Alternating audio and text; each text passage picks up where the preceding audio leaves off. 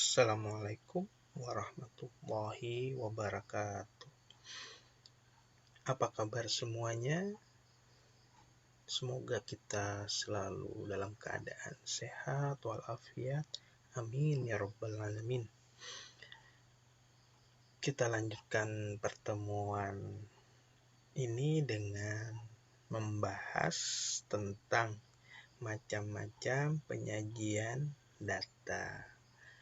Terlebih lagi ini penyajian data untuk bentuk diagram, di mana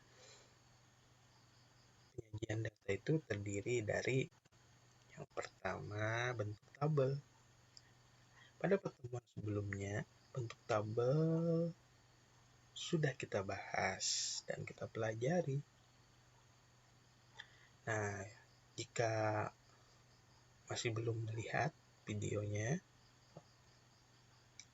silahkan klik pada link deskripsi di bawah ini. Nah, untuk penyajian data berikutnya yang kedua yaitu berupa diagram. Dan penyajian dalam bentuk diagram untuk kita bahas untuk hari ini kita lanjutkan. Penyajian dalam bentuk diagram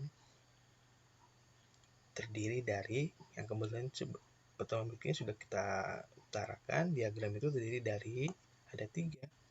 Yang pertama diagram batang, di mana diagram batang tersebut adalah suatu grafik atau diagram yang menggunakan batang secara horizontal atau vertikal untuk menunjukkan suatu data.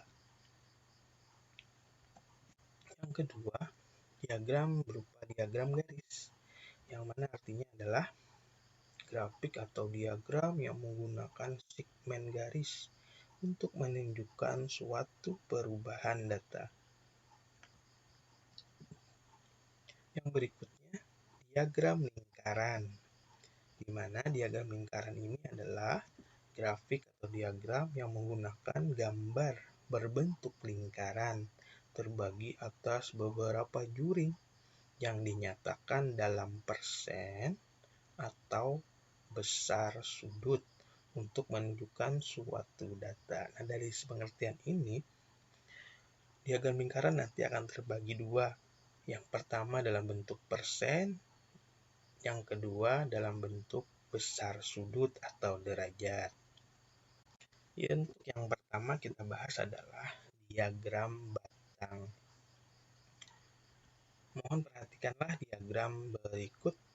Diagram batang ini menunjukkan adalah diagram ukuran sepatu siswa kelas 7. Diagram batang ini terdiri dari garis yang mendatar.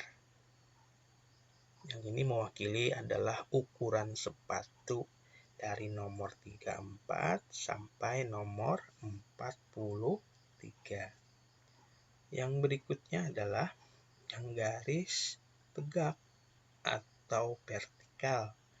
Ini menyatakan banyaknya siswa. Nah, ini cara membaca diagram. Nah, diagram batang terdiri dari 2 sumbu mendatar atau horizontal. Di sini gambarnya mewakili ukuran sepatu dari 34 sampai 43, serta yang vertikal atau yang tegak itu mewakili banyaknya siswa. Dari sini kita ada pertanyaan, berapa banyak siswa yang ukuran sepatu 39? Untuk membaca ini yang pertama adalah kita lihat ukuran sepatu berarti yang garis mendatar. Garis mendatar ada 34, 35, 36, 37, 38, 39. Benar, 39 kita perhatikan angka 39. Angka ukuran 39 batangnya itu persisnya pada garis tegak berada di posisi berapa? Betul, berada di 3. Berarti banyaknya siswa yang ukuran 39 adalah sebanyak 3 orang. Begitu cara membacanya. Pertanyaan berikutnya. Berapa banyak siswa yang ukuran sepatu 34? Ayo kita lihat. Betul sekali, ada 2 orang siswa. Pertanyaan berikutnya. Berapa ukuran sepatu yang paling banyak? Ayo perhatikan. 34, 35, 36, 37, 38, 39, 40, 41, 42, atau 43? Ayo yang paling tinggi batangnya. Betul, 40. Nah, itu yang paling banyak. Ukuran sepatu 40 adalah yang paling banyak karena dia paling tinggi batangnya. Atau yang lebih tepatnya lagi, dia menunjukkan sebanyak 6 siswa yang berukuran 40. Pertanyaan berikutnya. Berapa ukuran sepatu yang paling sedikit? Ayo. Tuh. Di sini ada 2. 42 dan 43 karena cuma 1 orang. Ayo, ada pertanyaan. Berapa banyak seluruh siswa pada kelas tersebut? Ayo. Coba kita lihat.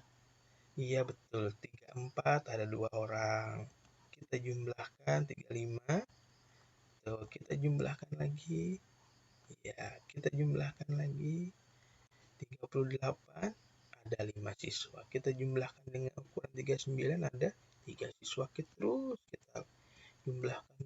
kita jumlahkan terus sampai ukuran terakhir adalah ukuran 43.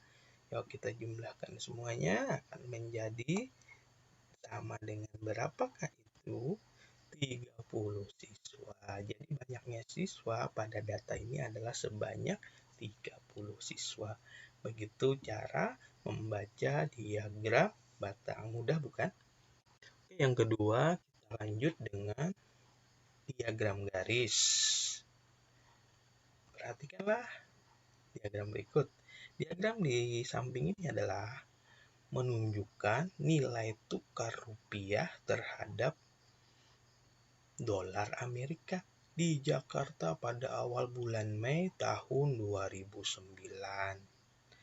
Ini persis sama dengan diagram batang, terdiri dari 2 sumbu, sumbu yang mendatar atau horizontal dan sumbu vertikal atau sumbu tegak.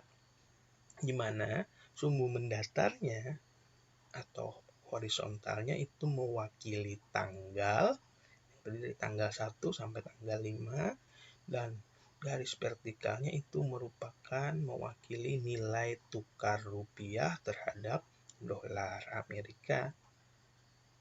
Nah, dari sini sudah sama persis cara membacanya dengan diagram batang.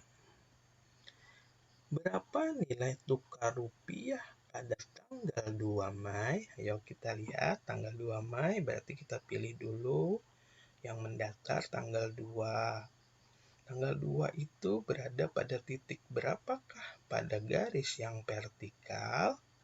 Betul, 10.500. Seperti itu cara membacanya. Tanggal berapakah nilai tukar rupiah paling rendah? Yo, yang paling rendah mana? Dari situ kita lihat titik yang paling terendah adalah pada tanggal 1 Mei. Karena nilai tukar rupiah pada itu adalah 10.400 rupiah. Pertanyaan berikutnya. Kenaikan tertinggi nilai tukar rupiah terjadi pada kenaikan tertinggi berarti dia naik terus ya. Nah, coba kita perhatikan. Tanggal 1 ke tanggal 2 itu naik apa turun? Benar. Itu naik dari 10.400 sampai menjadi 10.500. Dari tanggal 2 ke tanggal 3 itu naik apa turun? Naik dari 10.500 menjadi 10.700 rupiah. Dari tanggal 3 ke tanggal 4 itu naik apa turun? turun dari 10.700 menjadi 10.600. Sekarang kita perhatikan dari tanggal 4 menjadi tanggal 5. Naik apa turun? Betul, naik. Berapakah kenaikannya? Kenaikannya dari 10.600 menjadi 10.900. Sekarang kita perhatikan yang naik-naiknya. Kalau tanggal 1 ke tanggal 2 naiknya cuma Rp100. Tanggal 3 naiknya berapa? Rp200. Tanggal 4 ke tanggal 5 naiknya berapa? Betul, itu yang paling tinggi. Naiknya sebanyak Rp300. Mudah bukan? Begitu kira-kira cara membaca diagram garis. Oke, kita lanjut. Diagram lingkaran. Di depan kita bicarakan diagram lingkaran itu terdiri dari dua. Nah, dalam bentuk persen dan derajat. Sekarang kita bahas yang pertama dalam bentuk persen dulu. Perhatikanlah diagram berikut. Diagram berikut adalah diagram pekerjaan orang tua siswa kelas 7.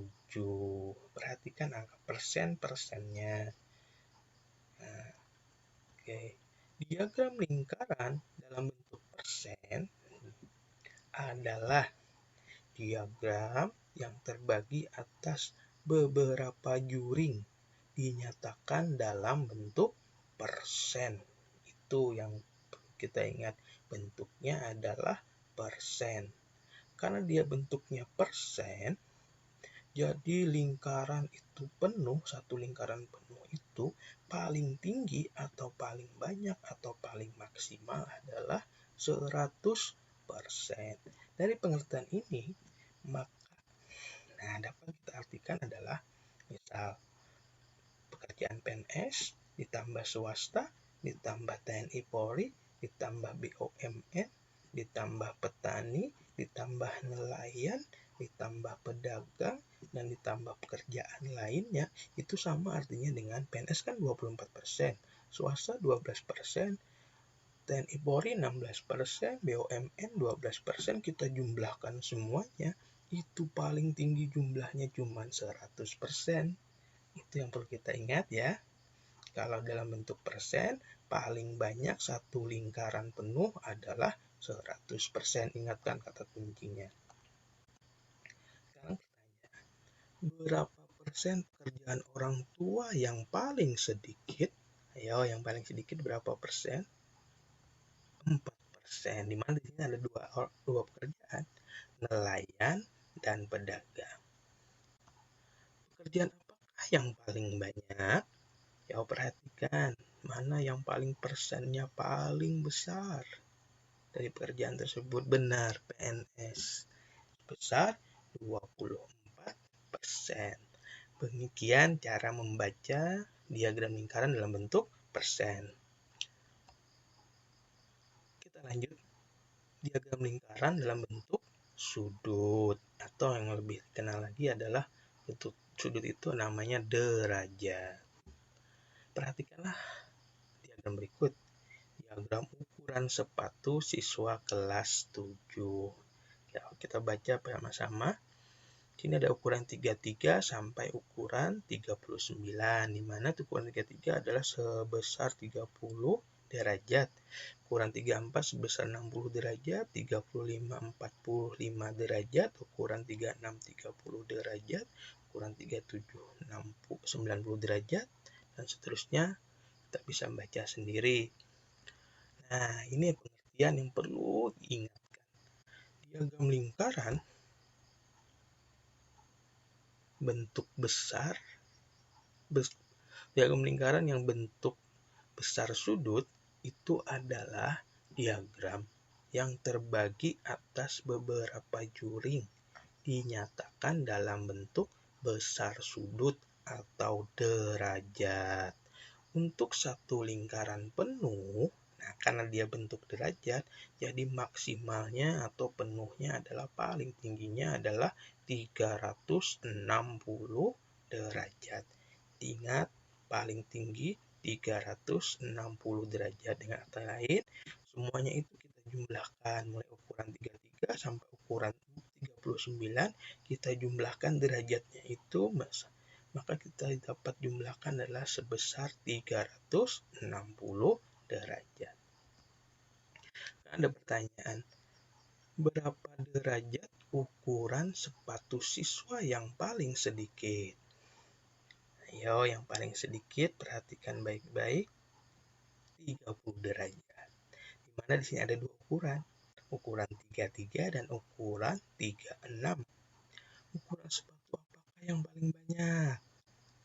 Ya, lihat derajatnya yang paling besar.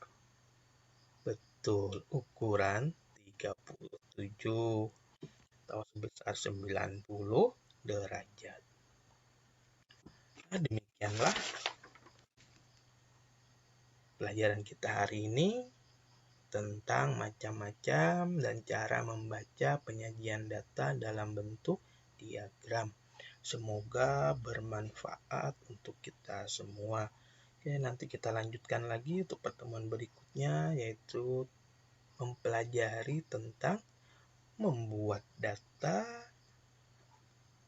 dalam bentuk tabel dan diagram. Ya, jangan lupa di like, komen, dan silahkan dibagi videonya kemanapun. Sampai ketemu pertemuan berikutnya. Wassalamualaikum warahmatullahi wabarakatuh.